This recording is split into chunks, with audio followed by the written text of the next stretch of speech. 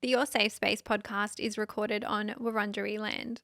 This podcast acknowledges the traditional owners and custodians of the land. Always was, always will be Aboriginal land.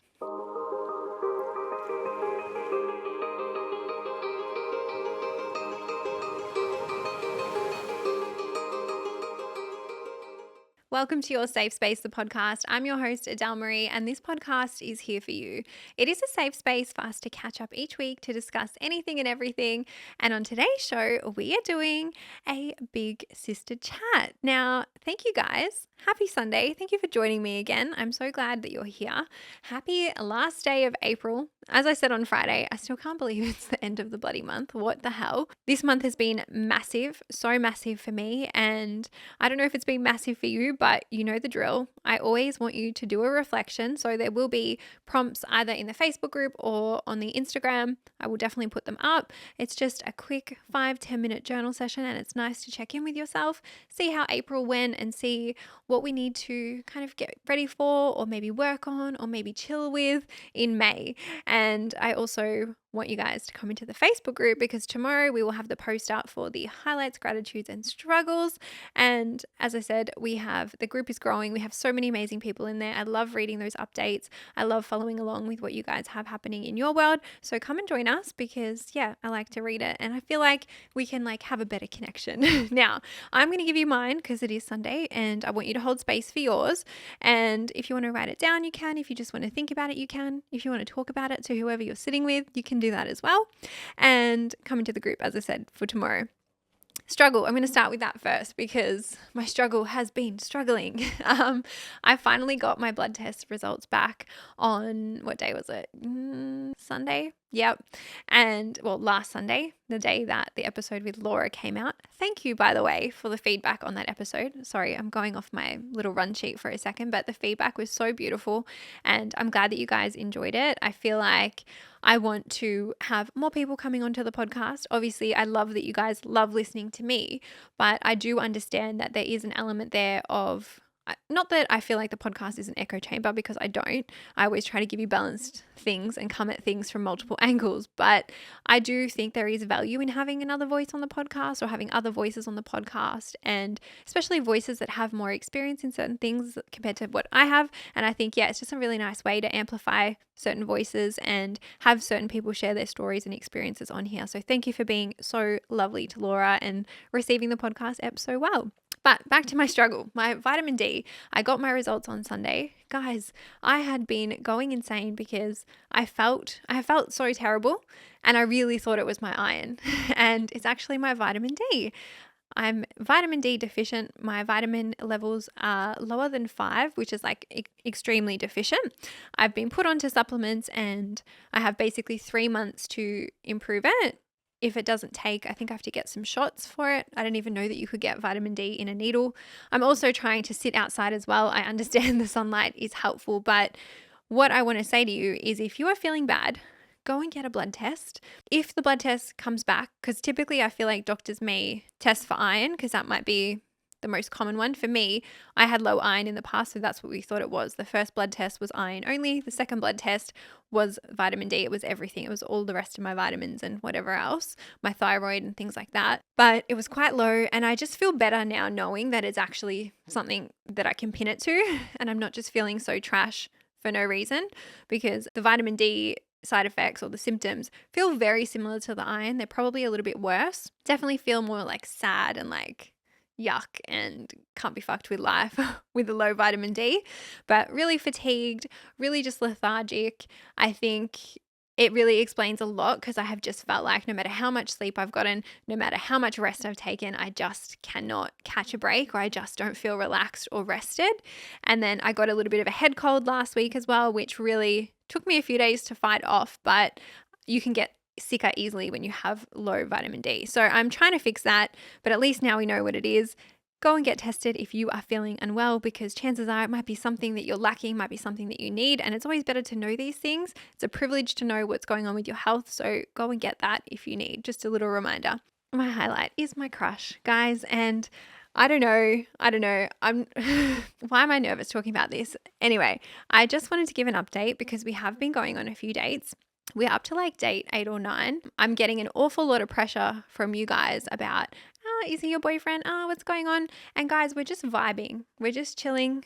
We're just enjoying each other's company. We're just getting to know each other. Things are moving at a really healthy pace. Things are going good. I'm enjoying where things are at. I'm in no hurry. He's in no hurry. We're just enjoying the moment. And it's probably been the nicest dating experience that I've ever had, and I'm just really trying to like savor that and enjoy it. I had a comment on my YouTube this week which surprised me because I don't usually get hate on my YouTube, but this person was like, oh, this is ridiculous, like you either know or not by now with what's going on, like how can you not know? And it's not about that. I think in the past I have been someone that's just rushed into things, and I have been someone who really jumps the gun and thinks like I'm 1,000 miles ahead, and that has never really led me down a successful path. So yeah, I am taking my time with it. Yeah, I am taking like it's slow, and I'm enjoying that, and it's going really, really well. So he's definitely my highlight. He's very supportive. He was really patient with me. I didn't even see him like over like Christmas, Easter, because I was going to Adelaide, Sydney, flying everywhere, and he was still so patient that entire time. So yeah, I'm just really grateful for that. Here's not my gratitude though. The gratitude is the sunshine in Melbourne today and yesterday, because if you're here, you would know the weather doesn't feel like autumn weather. And unfortunately for me, the sunshine does impact my mood quite a bit.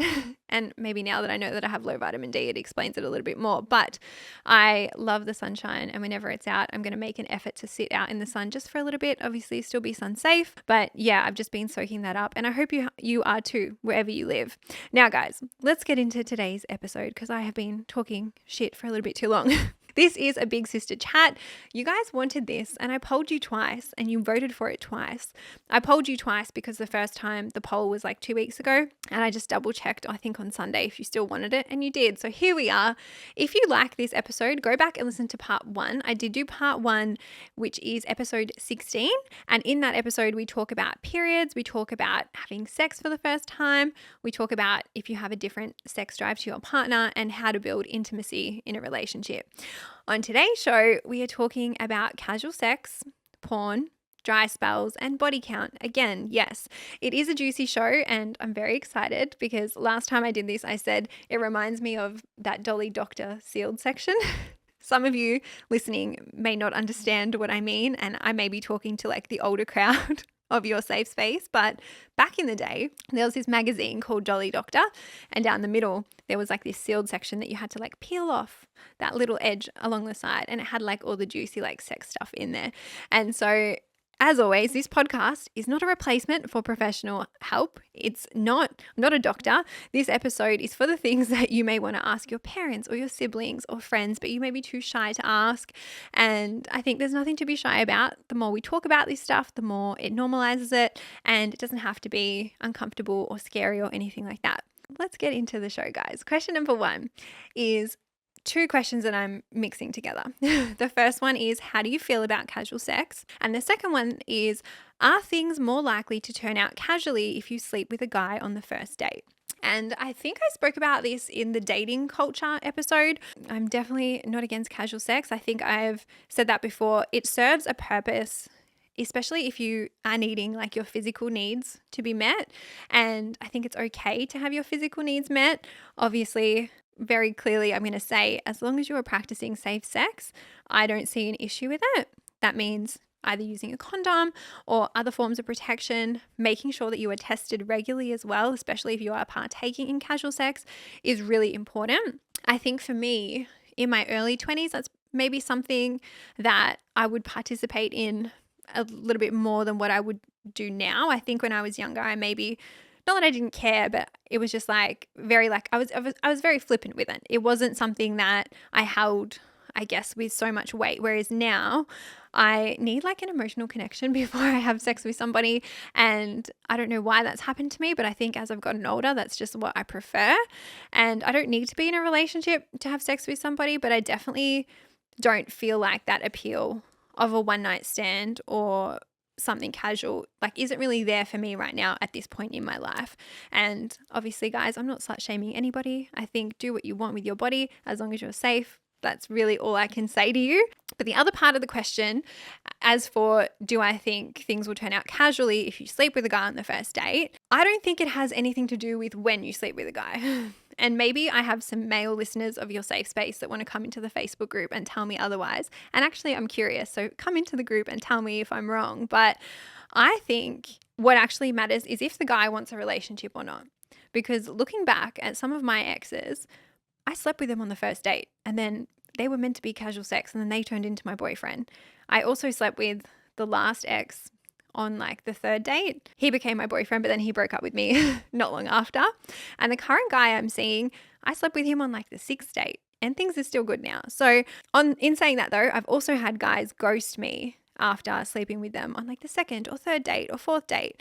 And so I think it's more about what the guy wants versus the time. If a guy wants a relationship with you, I don't think it matters whether you sleep with him on the first date or the fourth date. And I don't think this answer has a black and white answer. I would love discourse about it. And obviously, I'm a bit biased because when I look back, 2 of my relationships came from casual sex. And I've also seen what happens when you have it and then like they ghost you or it doesn't go anywhere either. I would love to know what you guys think though. It is very personal. As I said, I don't think it's right or wrong. I don't think the timing is right or wrong. And I don't think it really matters here. My overarching advice is do what you want. As long as you're comfortable and consenting and being safe, then that is all that matters. All right, our next question. What are your thoughts on your boyfriend watching porn? We actually had a post about this in the Facebook group, which sparked some very good conversation. I felt like it was very nuanced and balanced and there was some validating happening there and it was a really good chat from both sides. I'm personally not bothered by it. I feel like it's something that, it doesn't really impact me or concern me. I think watching porn is okay. I think it's normal. I've watched it with my partners. I've had ex-partners watch it. And I know that we have very split opinions on this in the community, and that is okay. I want to say for some people, this may be like a huge no-no and it may be like a huge boundary that they don't want to cross. And for other people, they may agree with me. Similar to how I always say things exist on a scale or a spectrum. Wherever you land is okay. I'm not sitting here saying my opinion is the only one or my opinion is the right one. Everyone's boundaries are different and that is okay. My thought process is I would rather sex with my partner or sex in general be a very open topic and be a very easy conversation that I can have with my partner and something that I would want us to openly discuss and openly share. And I think the other layer to it is I would hope that my partner would be watching ethical porn, and ethical porn usually is paid porn, something like an OnlyFans. Free porn and some other porn sites could have content that wasn't consensual to be uploaded in the first place.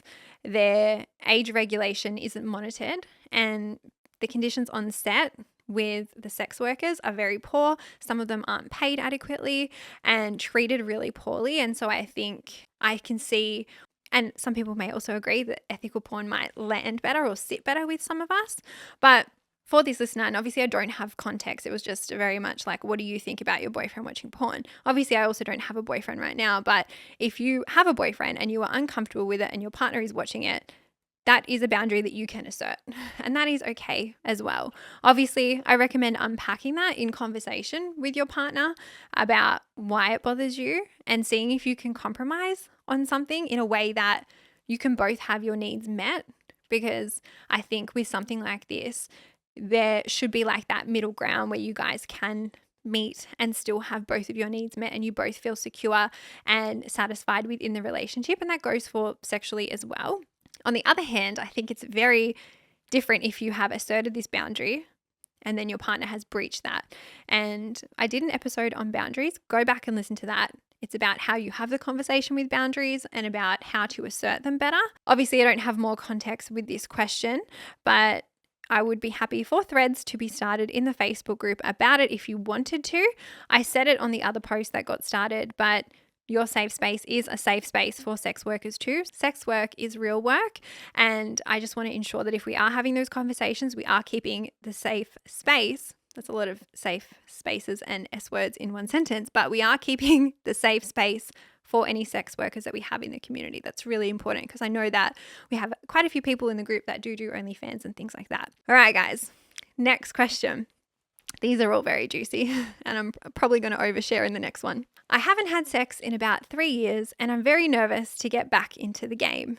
Do you have any tips? And I am going to overshare because I feel like it's important. And when I overshared this on TikTok, the response was actually positive. But to this listener, firstly, your nerves are totally valid. I think I can relate because when so much time passes, you're thinking to yourself, how will I know what to do? What's going to happen? I'm so scared. How can I be naked in front of another person? Or how can I be comfortable doing the deed with somebody else? And as I said, I can relate because prior to the recent guy that I've slept with, I had not had sex from the last relationship I was in. So I slept with my ex before that in September of 2021 and only recently had sex with the guy that I'm seeing. And let me tell you guys, I was fucking terrified. I remember I messaged my best friend. I was like, oh my God, like we had sex. And she was like, yay, like so excited for me. And I was like, no, like I was so terrified. And he was so respectful and he waited like quite a long time before, we got to that point. But I was scared because so much time had passed and I was really worried that I wouldn't know what to do or that it would be weird or that it would be uncomfortable. But I can confirm after however long that was, however many months, it was totally fine. And after having sex a couple more times since then, it's okay. It gets easier. You get more comfortable. I think there's an element there of like sex with someone for the first time. Doesn't matter if it's your first time or just the first time with that person. It can be a bit awkward. It can be a bit uncomfortable because like it's your first time with them. You don't know what each other likes. You don't know how it's going to go.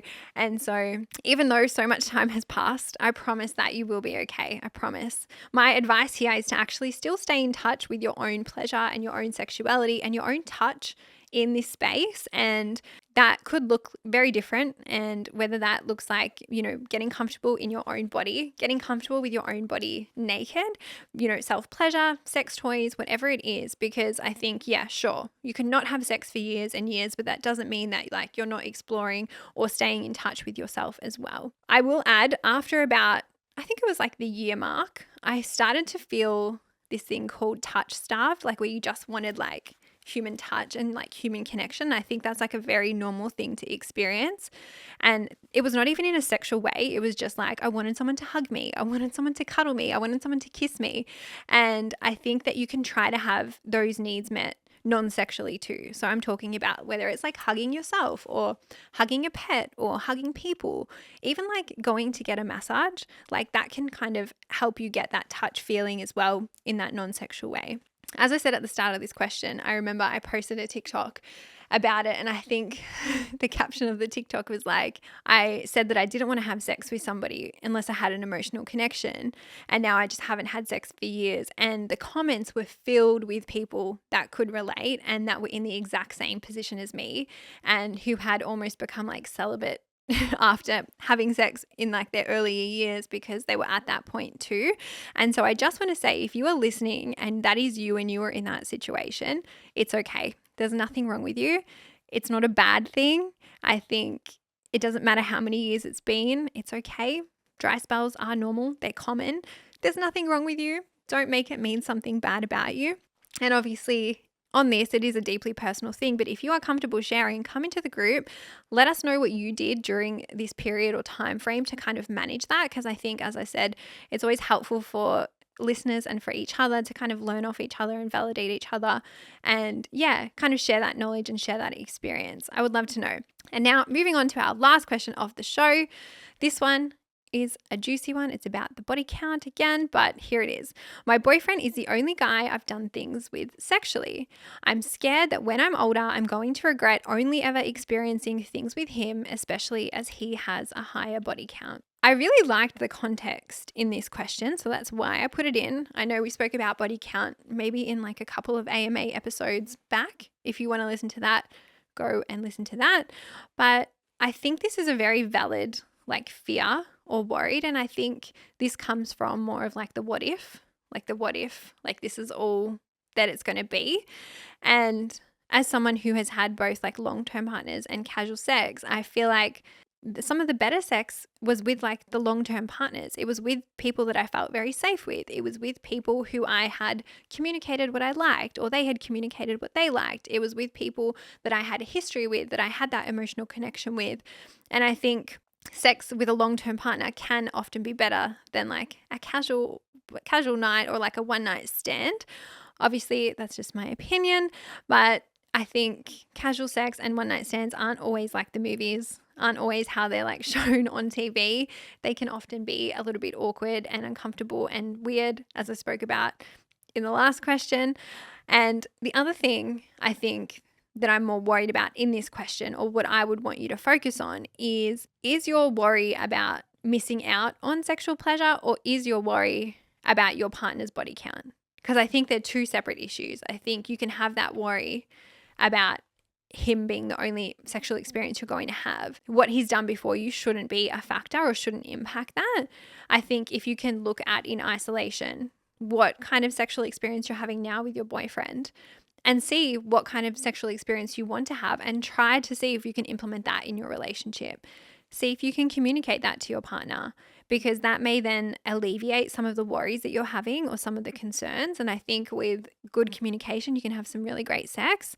And just to double down on what I said, I think your boyfriend having sex with other people in the past really shouldn't be a factor, really shouldn't be something that drives your future like sexual pleasure or your future sexual outcomes.